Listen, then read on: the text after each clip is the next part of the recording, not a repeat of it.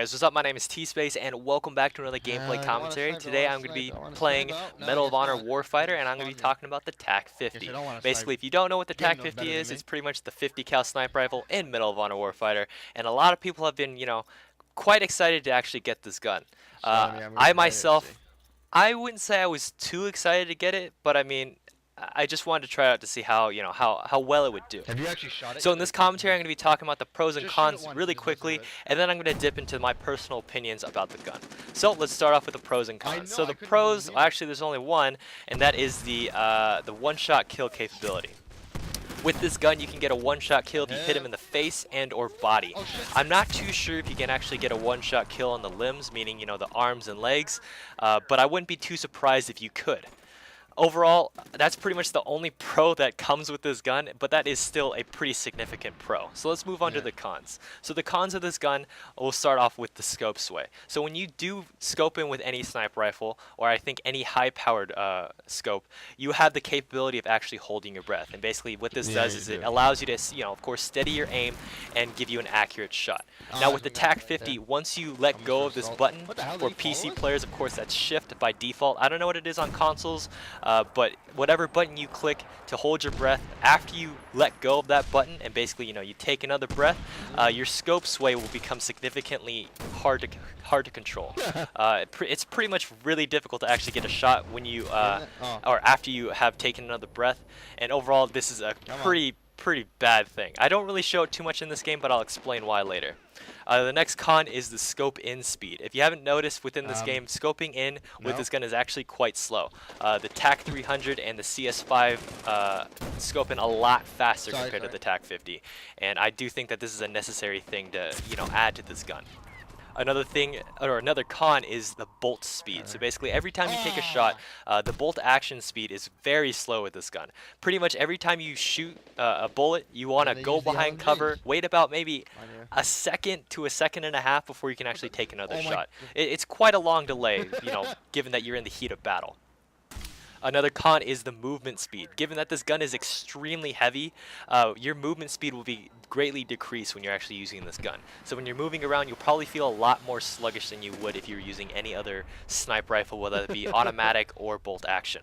And last but not least, the last con is the reload speed. The reload speed, I don't know the exact time, but it seems like it's anywhere between 3 to 4 seconds, which is quite a long time compared to, other guns. Other guns can, of course, reload in maybe a couple seconds, or, I mean, less than a second, but 4 seconds, man, that just takes you out of the combat way too long. So that's pretty much the pros and cons, so I'm going to dip into my personal opinions on this gun, and I'd have to say this gun seems quite easy to learn, or quite easy to use. I wouldn't really say that it has too much skill behind it, given that you have a lot of leeway with the whole, one-shot body shot capability, giving you, a bigger target to hit. So overall, the learning curve of this gun really isn't that difficult. I mean, if you play like pretty passive and pretty cautious, I have no doubt you'll do well with this gun.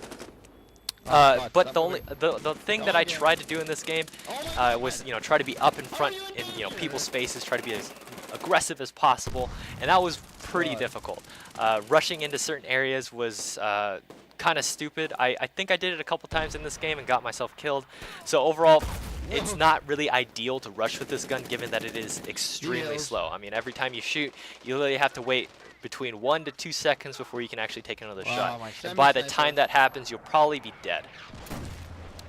Another thing that you should keep in mind is that the scope sway isn't really a downside. Like I said before, with the whole scope sway, it messes up your aim after you hold or after you held your breath. You can pretty much negate this downside by basically just scoping out and then scoping back in. That's why you haven't seen the scope sway actually in this gameplay. Every time I shoot, I literally just scope out. I don't know what I'm doing. I think I was testing out the sensitivity. I was just moving it up down. Anyhow, but in this gameplay, you don't see any of the scope sway because I just scope out, and I do think that that's a problem.